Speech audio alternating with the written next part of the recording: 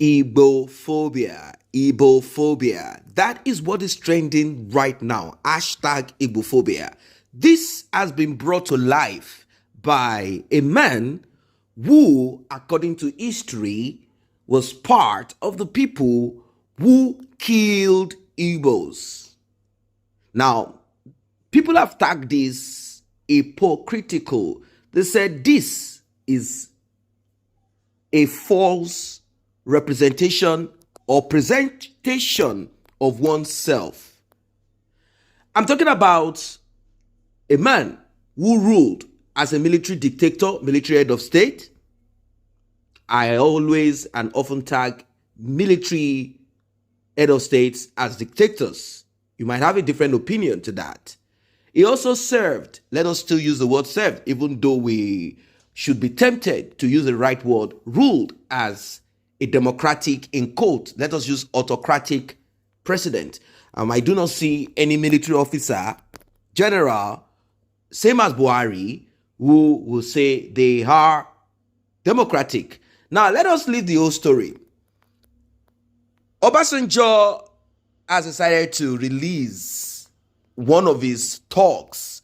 He addressed Igbos, addressed Nigerians, and he said that Igbos are experiencing one of the worst Igbophobia, worst hatred in Nigeria by the other part, simply saying Yorubas.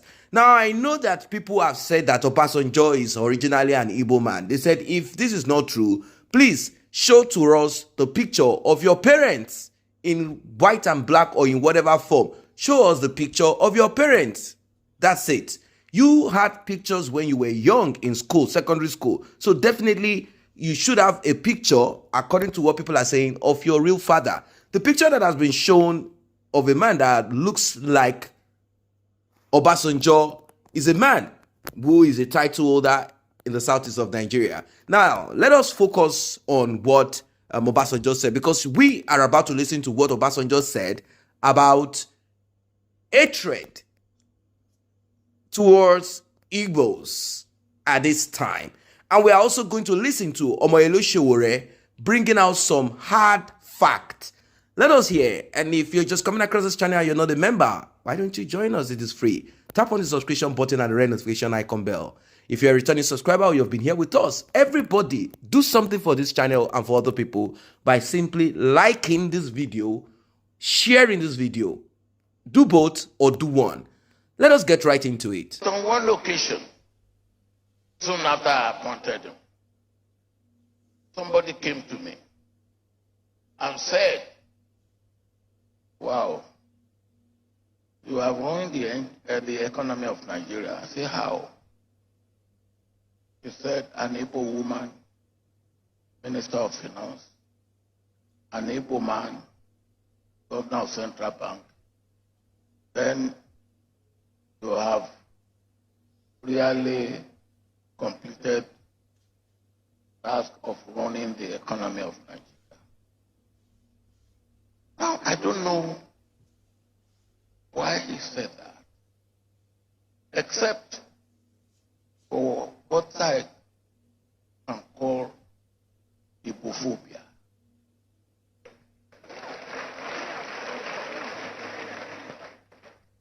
And don't take that lightly.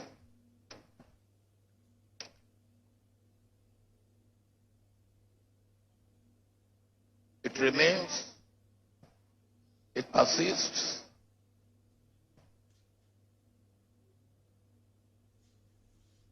And I like what Chief Nwayamu said. I believe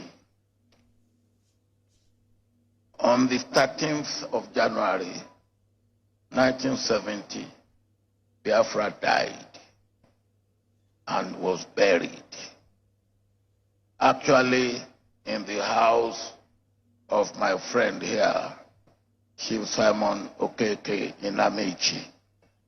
Is that correct? But when you have that type of thing that was said to me, and the type of thing that you know is going on. What I call, as I have just called it, what do we do with it? I believe we have to go back to the scripture, which says we must conquer evil with good.